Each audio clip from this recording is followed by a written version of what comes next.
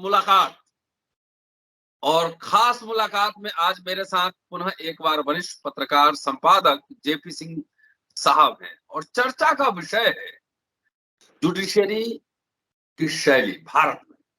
और संदर्भ ये है कि जिग्नेश मेवानी को बेल मिला है दूसरे केस में, जिसमें एक महिला पुलिस सब इंस्पेक्टर ने उन पर बदतमीजी करने, धक्का मुक्की करने का आरोप लगाया था। बारपेटा के डिस्ट्रिक्ट और सेशन कोर्ट के जज ने बहुत ही तल्ख टिप्पणी की है और वो सारी बात करेंगे, लेकिन थोड़ा सा बैकग्राउंड मैं बता देता हूं कि अभी दिल्ली में दो चर्चित केस की चर्चा हुई है। एक केंद्रीय मंत्री अनुराग ठाकुर, जो कि 2020 में विधानसभा चुनाव के समय एक जनसभा को संबोधित करते हुए उन्होंने आपत्तिजनक टिप्पणियां की थी।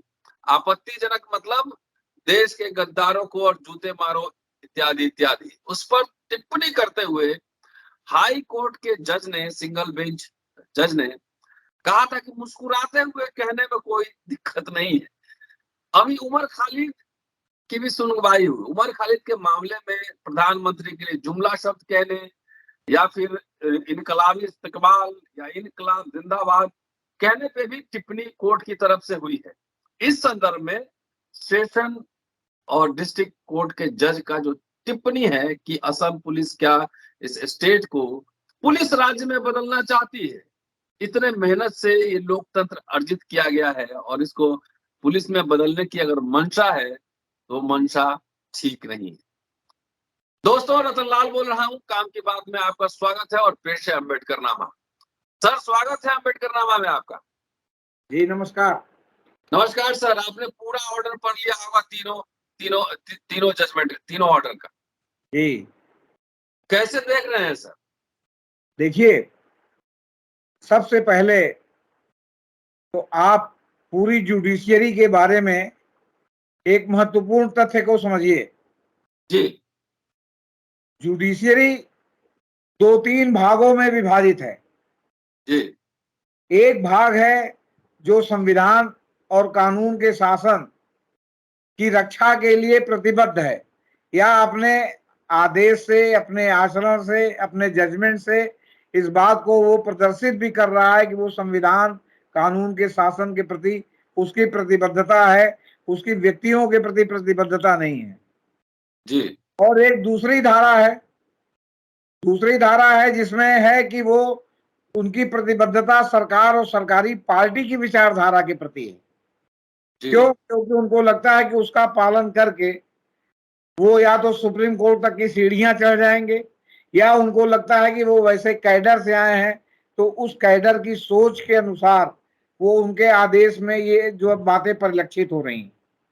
जी। एक तीसरा कैडर है जो चुपचाप बैठा हुआ तटस्थता के साथ देख रहा है। जी।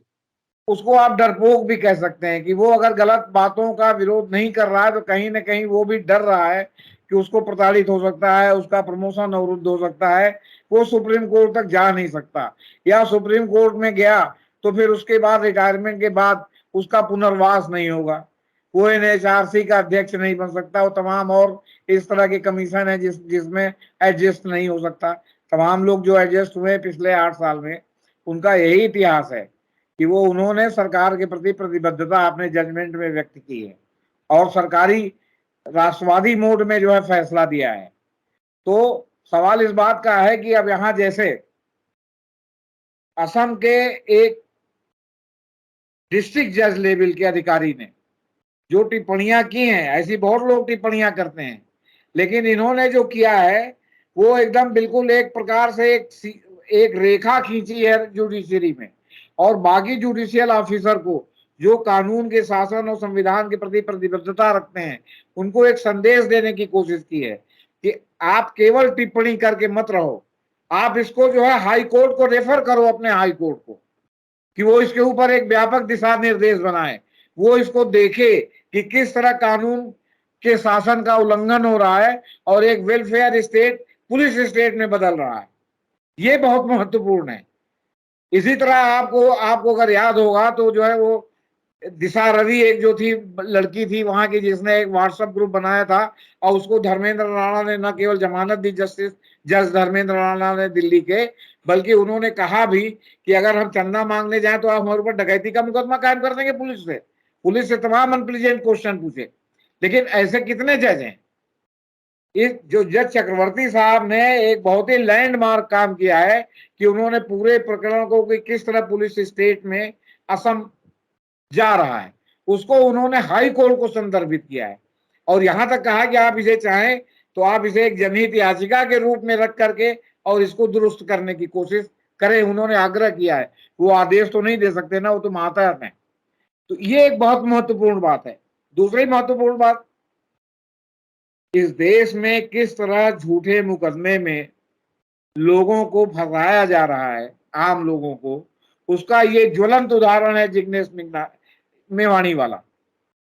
अभी तक हम लोग सुनते थे कि किसी को जो जमींदार है वो अपनी किसी जो है रक्षिता के द्वारा किसी के ऊपर आरोप लगा देता है कि इन्होंने मेरे साथ बलात्कार किया या मेरी इज्जत पर हाथ डाला, और उसकी झड़ाई फुकाई शुरू हो जाती है। एक एक जनरल मोडस ऑपरेंडी है लोगों को प्रताड़ित करने का। लेकिन एक विधायक, एक राज्य का विधायक, और उसको आपने प्रधानमंत्री के खिलाफ टिप्पणी पर पकड़ के लाए, और जब उसकी जमानत हुई तो आपने एक सब इंस्पेक्टर महिला को खड़ा कर दिया कि साहब इन्होंने मेरे ऊपर सील भंग करने का, मतलब सील भंग समझ रहे हैं, मतलब मुझसे बलात्कार करने की कोशिश की। हम पुलिस कस्टडी में, जिग्नेश मेवाणी विधायक हैं और पुलिस कस्टडी में, पढ़े लिखे व्यक्ति हैं, वो कोई लेमैन नहीं है। कोर्ट के मुताबिक अन्य पुलिस अधिकारियों की मौजूदगी में महिला पुलिस अधिकारी का सील भंग करने की मंशा का आरोप आरोपी के खिलाफ नहीं लगाया जा सकता जब वह हिरासत में था, जिसे किसी और ने नहीं देखा। तो ऐसा, और हिरासत में था तो उसने कैसे किया? ये बिकरू कांड आपने देखा कि साहब वो दो पुलिस वालों के बीच में एक आदमी को बैठा हुआ है, उसको पेशाब करने के लिए निकाला तो उसने दूसरे पुलिस वाले की रिवॉल्वर खींच के और उनके ऊपर तान दिया और वो मारा गया। मतलब उसी तरह का कि मतलब आप पुलिस की कस्टडी में हैं और पुलिस की कस्टडी में आप एक महिला पुलिस इंस्पेक्टर के साथ बलात्कार करने की कोशिश करेंगे। मतलब हद हो गई है आपसे बता रहे। आप पुलिस कस्टडी में अगर आप बलात्कार करने की या सील भंग करने की कोशिश भी करें तो आप अच्छी तरह से जानते हैं कि आपकी इतनी कुटम्मस मरम्मत होगी कि आप जो है हो सकता है कि खड़े भी ना हो पाए। वो भी एक विधायक, एक दलित विधायक के साथ इस तरह हुआ, तो किसी दिन अगर मान लीजिए राहुल गांधी को पुलिस पकड़े और उसके बाद उनके ऊपर आरोप लगा दे साहब इन्होंने तो हमारा सील भंग करने की कोशिश की, मैंने हाइट है आपसे बता रहे। जबकि जिग्नेश मेवाणी वाले केस में या जो भी इस तरह के वीआईपी केस हैं उसमें होना चाहिए कि जो है आपका जो है बाकायदे वीडियोग्राफी होनी चाहिए हर स्टेप की, थाने में कब ले गए, कहाँ बैठाया, कहाँ उनको बंद किया। सुप्रीम कोर्ट ने कितनी बार आदेश दिया है कि हर थाने में सीसीटीवी कैमरा लगाया जाए। इसीलिए तो सरकार नहीं लगाती ना, या इसीलिए तो पुलिस महकमा नहीं लगाता ना कि पुलिस की करतूत सामने आ जाएगी, पुलिस का 3rd degree 4th degree torture सामने आ जाएगा, पुलिस की पैसा वसूली सामने आ जाएगी, इसीलिए तो नहीं लगाती ना। तो कोर्ट ने इतनी जबरदस्त टिप्पणियां की हैं, और टिप्पणियां ही नहीं की, एक स्तुत्य कार्य किया है कि उन्होंने इसको हाई कोर्ट को संदर्भित कर दिया है। और साथ ही जो पूरे देश भर में पुलिस की जो मतलब बदतमीजियां और जो पुलिस की गड़बड़ियां चल रही हैं उनको जो है वो क्या कहते हैं सतह पर ला दिया कि एक विधायक के साथ अगर पुलिस इस तरह झूठे मुकदमे कायम कर सकती है तो आम आदमी का जो है पुलिस के सामने क्या हश्र होगा। जी सर, जिग्नेश मेवानी अकेले थे, अकेले गिरफ्तार हुए थे, उनके साथ कोई महिला भी गिरफ्तार नहीं हुई थी। तो जी। उनको अगर ले एस्कॉर्ट करना था तो उसमें महिला पुलिस इंस्पेक्टर का क्या काम? अरे भाई ये शुद्ध रूप से केस हमने आपको पहले भी बताया था कि ये केस बनाने का की साजिश है कि महिला इंस्पेक्टर को आप राहुल गांधी को गिरफ्तार करने भेज दीजिए, जिग्नेश मेवाणी को गिरफ्तार करने भेज दीजिए, आप शरद पवार को बुढ़ापे में गिरफ्तार करने भेज दीजिए और कह दीजिए कि इसने इन्होंने महिला के जो है पीछे के हिस्से को जो है थपथपाया था। वो बुढ़ापे में क्या हिसाब देंगे? लोग भी कहेंगे यार जहां आग नहीं होती धुआं वहां धुआं नहीं उठता, कोई ना कोई हाँ, चीज होगी। तो सवाल इस बात का है कि पब्लिक डोमेन में आप कोई बात डालते हैं तो डालने के बाद अगले की तो इमेज खराब होती है ना, और आपका भी उल्लू सीधा होता है। आप लंबे से लंबे समय तक जेल में रखने के लिए आपने ये कुचक्र रचा कि एक महिला इंस्पेक्टर का के साथ इन्होंने सील भंग करने की कोशिश की। मतलब हाइट देखिए आप, ये हाइट है। इसमें सर ये बताइए कि ये बहुत ही ऐतिहासिक ऑर्डर है, हमने भी पढ़ा है इसको थोड़ा सा। अ, इससे आपने जो जुडिशरी के कई खंड बताए हैं कि 3 तरह की जुडिशरी में काम हो रहा है, तो जो लोग काम करना चाहते हैं क्या उनके मोरल पुस्टअप होगा, उन पे असर पड़ेगा? नहीं, जो लोग काम करना चाहते हैं उनको तो ये मार्गदर्शक के रूप में हेल्प करेगा ना, कि भाई आप जी। डायरेक्ट टिप्पणी करके आप सीधे कंट्रोवर्सी में आने के बजाय आप उस पूरे मामले को पूरे संदर्भ सहित पूरे राज्य के घटनाक्रम का उल्लेख करते हुए आप उसको हाई कोर्ट को रेफर कर दे रहे हैं। अब ये गेंद हाई कोर्ट के पाले में चली गई कि हाई कोर्ट अब उसको पे कैसे निपटेगा। हम्म। तो उसी तरह है कि जैसे आप ध्वस्तीकरण आदेश को जब सुप्रीम कोर्ट ने जो है जहांगीरपुरी वाले को रोका, तो उसके बाद ये 2 घंटे तक ध्वस्तीकरण करते रहे। बाद में फिर जब कोर्ट में दोबारा जब दुष्यंत दवे गए, जिनका ध्वस्तीकरण हो रहा था उनके खिलाफ, उन्होंने कहा तो फिर हुआ तुरंत रजिस्ट्रार जनरल से कि आप तुरंत वहां के पुलिस को और तुरंत वहां के मेयर को तुरंत आप लाइन पर लेके तुरंत सूचित कीजिए कि तत्काल बंद होना चाहिए। बंद होने के बाद उन्होंने दूसरी कोर्ट बनाई और दूसरे कोर्ट में मामला पहुंचा। तो जो दूसरा कोर्ट था, मैं माननीय जजों के बारे में कोई व्यक्तिगत टिप्पणी नहीं करना चाहता, हम्म। लेकिन पता लगा लीजिए कि ये लोग जो है जज बनने के पहले क्या थे, हम्म। उससे आपको उनके माइंड सेट का आपको पता चल जाएगा। तो भी जज साहब ने क्या किया कि जज साहब ने कहा कि आपने जो ये किया बड़ा गलत किया, ये किया, हम इस तारीख को सुनेंगे ये फैसला, लेकिन साथ में ये भी कह दिया कि ये पूरे देश पे लागू नहीं होगा, ये केवल जहांगीरपुरी पर लागू होगा। हम्म। मतलब है कि जितना आप रिलीफ दे सकते हो तो उतना आपने दूसरी पार्टी को तो रिलीफ दे दिया ना, क्योंकि हम्म। बुलडोजर तो पूरे देश में चल रहा है। अब आज ही बुलडोजर वाले मामले पर खरगोन की एक महिला ने जो है वो सुप्रीम कोर्ट में जो है दाखिल किया है कि बिना मतलब उसके जो है जो ये जो भी झगड़ा फसाद हुआ उसके बाद ये जो ध्वस्तीकरण है अवैध है, इसमें हमें मुआवजा दिया जाए। हम्म। और इस बात का है कि ये भी आगे बढ़ करके अगर किन्हीं के साथ गलत होता है तो आप कानून के अलावा कैसे लड़ सकते हैं? चुपचाप आप बैठेंगे तो बैठे रह जाए। क्यों? क्योंकि आपके लिए कोई भी राजनीतिक दल सड़क पर तो उतरेगा नहीं, क्योंकि राजनीतिक दल में जो लोग हैं वो खुद घपले घोटाले, मेरा कहना आरोप है, हम नहीं कह रहे कि उन्होंने किया है, लेकिन वो डरे तो हुए हैं कि कहीं सीबीआई उनके ऊपर छापा न डाल दे, कहीं ईडी उनके ऊपर छापा न डाल दे। आगे इसी डर से तो मायावती जी, अखिलेश, सारे लोग जो है वो क्या कहते हैं, मकान अंदर है, कोई सड़क पर नहीं दिखाई पड़ रहा है। हम्म। तो सवाल इस बात का है कि यहाँ पर भी ये है कि जज साहब ने जो टिप्पणी की इसका जो है वो बाकी जुडिशियल ऑफिसर्स के ऊपर ये होगा कि अगर वो देखें और वो सोचते हैं कि जेन्युइन रूप से ये संविधान का उल्लंघन हो रहा है, कानून के शासन का उल्लंघन हो रहा है, तो कम से कम अपने सुपीरियर को उसको संदर्भित तो कर सकते हैं कि भाई हम्म। इस तरह का केस हो रहा है। जज साहब ने तो जो आपके पिछले साल भर के दौरान जितनी हिंसा हुई है, जितने लोग जो है पुलिस उसमें मारे गए हैं, पुलिस हिरासत में मारे गए, सारे का उल्लेख अपने फैसले में किया है, संदर्भित करते हुए हाई कोर्ट को। तो जज साहब ने तो एक बरपेटा के डिस्ट्रिक्ट जज ने तो इतनी हिम्मत की ना, हम्म। उसको सराहना मिलनी चाहिए। आपसे बताइए जी जी जी। जी। सर आप जिस प्रदेश में रह रहे हैं उसमें भी पुलिस बहुत ही सक्रिय है इनकाउंटर करने में या घायल करने में। हजारों की संख्या में वहां पे घायल करने के और तमाम इस तरह के केसेस आते हैं। वहां दो दो हाई कोर्ट, दो दो पीठ है। अरे सर, अब बात वही है ना, हमने आपको जो जुडिशियरी की कैटेगरी बताई, अब आपने जी। देखा कि यहाँ एक राजीव सिंह, जस्टिस राजीव सिंह है, जिन्होंने निहायत ही गलत ढंग से आशीष मिश्रा की जमानत दी थी, और उसके बाद जब हम्म। सुप्रीम कोर्ट ने बड़ी कड़ी टिप्पणियों के साथ उसको रिमांड किया, तो रिमांड सुनने के लिए तैयार नहीं हो कि अपने हाथ से कैसे जो है उल्टा आदेश लिखना पड़ेगा, कैसे अपनी ही बात, कही हुई बात को जो है फिर से मुंह में डालना पड़ेगा। उन्होंने अपने में से मुकदमा हटा दिया। न्यायिक सूचिता ये कहती है कि ठीक है, हम पहले हमको गलतफहमी थी या हमने कोई गलत आदेश कर दिया, तो हम उस आदेश को अब दुरुस्त कर रहे हैं। इससे आपका बड़प्पन होता है, इससे आपके जी। व्यक्तित्व के सकारात्मक पक्ष का जो है खुलासा होता है। इससे नहीं होता कि आप मैदान छोड़ के भाग चलें। तो सवाल इस बात का है कि उत्तर प्रदेश में लखनऊ और इलाहाबाद दो जुडिशरी है, लेकिन हम स्वतः संज्ञान नहीं लेंगे। क्यों? क्योंकि जज साहब लोग जो बने हैं, तो जज साहब में जो एक आईबी की रिपोर्ट होती है बनने में, वो आईबी की रिपोर्ट में ही सारा ट्विस्ट है। जिसको जज बनवाना चाहते हैं आईबी की रिपोर्ट पॉजिटिव हो जाती है, जिसको जज नहीं बनवाना चाहते आईबी की रिपोर्ट निगेटिव हो जाती है, भले वो आदमी उस आईबी की रिपोर्ट का दोषी हो या ना हो। स्टालिन ने अभी उसको बड़ा एक कहीं गंभीर मुद्दा उठा। ये तमिलनाडु के मुख्यमंत्री स्टालिन ने सोशल रिप्रेजेंटेशन को लेकर जुडिशरी में काफी एक गंभीर मुद्दा उठाया है, आपने शायद पढ़ा होगा। जी तो जी देखिए, सोशल रिप्रेजेंटेशन की तो बात यह है कि इन्होंने हाई कोर्ट के जज बनने के लिए जी जो क्राइटेरिया निर्धारित कर रखा है, जी उस क्राइटेरिया में ही अधिकांश लोग छंट जाते हैं। अच्छा। जैसे इन्होंने ये क्राइटेरिया निर्धारित कर रखा है कि इनकम टैक्स पे ही होना चाहिए, हम्म तो बहुत से वकील हैं जो बहुत काबिल हैं, इनकम टैक्स पे ही नहीं है।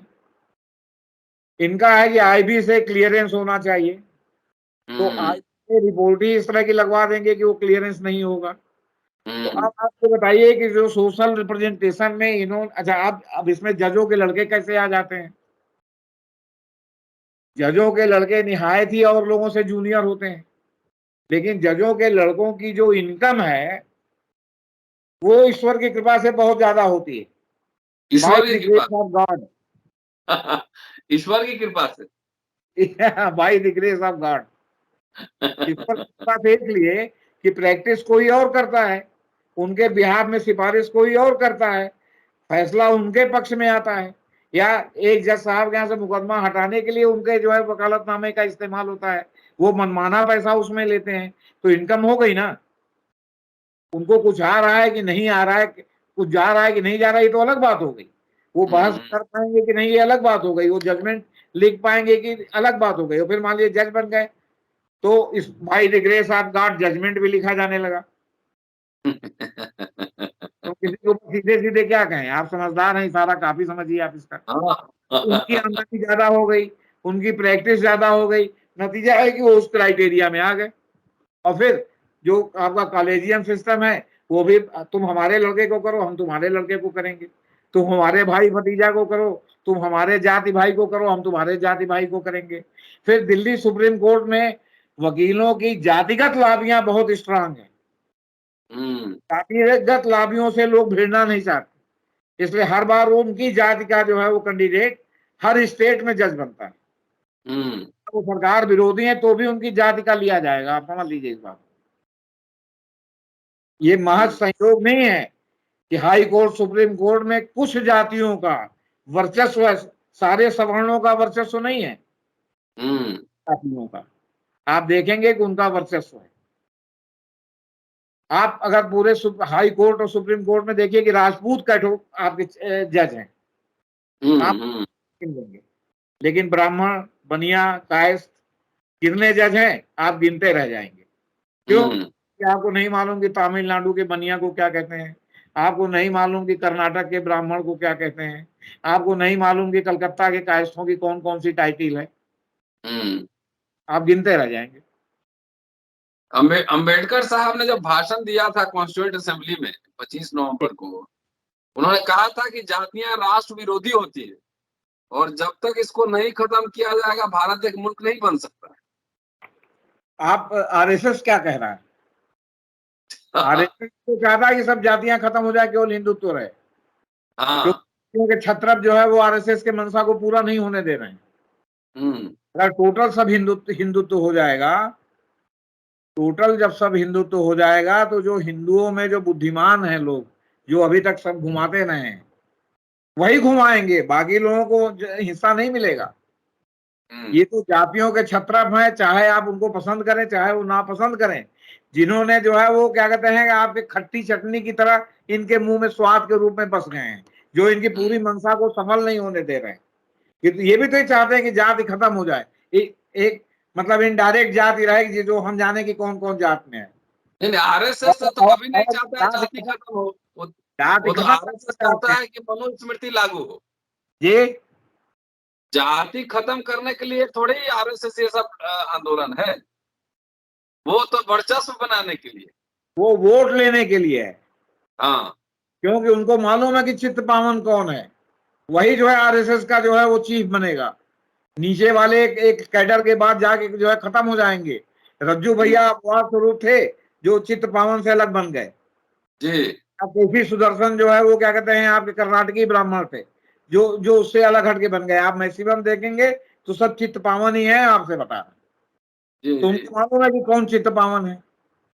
तो सवाल इस बात का है कि लेकिन वो चाहते हैं कि नीचे के स्तर पर इस तरह जाति खत्म हो कि वो जो है हिंदुत्व हो जाए और हिंदुत्व के नाम पर वोट दे। ये तो जातियां हैं जिन्होंने हिंदुत्व में जो है अंकुश लगा रखा है।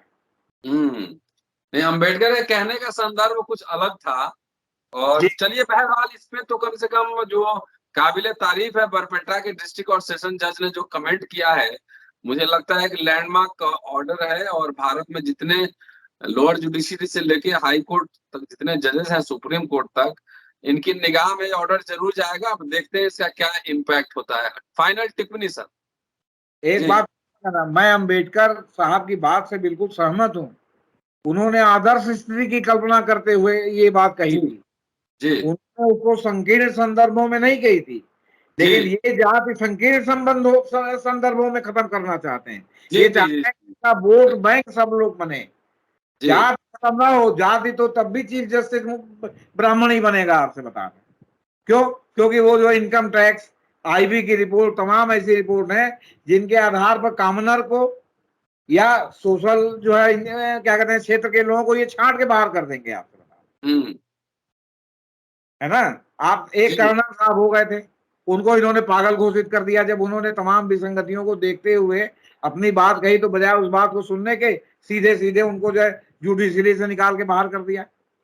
दिनाकरन साहब को मान लीजिए कि बालाकृष्णन ले जा रहे थे, उनको पूरी बनिया लाभी शांति भूषण की लग गई कि बहुत बेईमान है, बहुत बेईमान है। अरे यार, तो जो दिल्ली में जो चुने गए, आपके लोग जो चुने गए, उन्हीं में से बताओ ना कि कौन ईमानदार है, कौन ईमानदार है। हम्म चीफ जस्टिस पर आरोप लगाया आपके पिता पुत्र ने, मतलब प्रशांत भूषण ने और शांति भूषण ने, कि ये जो है चीफ जस्टिस बड़े बेईमान थे। उसमें कौन दलित था? तो जब बेईमाने में से चुनना है तो दिनाकरन ही चुन जाते तो क्या बुराई थी? हम्म इस बात का है कि आप जिनको चुनते हैं उनके ईमानदारी का सर्टिफिकेट जाति के आधार पर आप देंगे। हम्म तो कहीं ना कहीं जो एक्टिविस्ट हैं उनके अंदर भी सोच की गड़बड़ी है ना, कि भाई सही। दिनाकर को बालाकृष्ण साहब लाना चाहते थे, और लाना चाहते थे, ठीक है, वो दलित थे, वो भाई उनके ऊपर तमाम आरोप थे, तो आरोप तो तमाम लोगों पर है। वो हम्म क्यों वो सुप्रीम कोर्ट चले जा रहे हैं? वो क्यों हाई कोर्ट चले जा रहे हैं? तो अगर हाई कोर्ट के जज थे और अगर सुप्रीम कोर्ट में ही आ जाते, तो क्या अरुण मिश्रा से ज्यादा बेईमान होते? हम्म अभी आपके साकेत गोखले ने एक डाली है कि जो इलाहाबाद में 5 हत्याएं हुई हैं यादव परिवार की, उसमें टीएमसी का एक जो है वो आया था प्रतिनिधि मंडल यहाँ जांच करने, और जांच रिपोर्ट लेकर के जब वो आपके अरुण मिश्रा साहब के पास गया, तो अरुण मिश्रा साहब पूर्वाग्रह से लगे हड़काइयां पड़काइयां देने। तो इस प्रतिनिधि मंडल ने कहा कि सुनो है अरुण मिश्रा जी, अब आप सुप्रीम कोर्ट के जज नहीं हो कि आप अवमानना की कार्रवाई कर दोगे। हम्म आपके बारे में हम लोग को सब मालूम है कि कितने आप ईमानदार जज हो। तो बमकने चमकने लगे।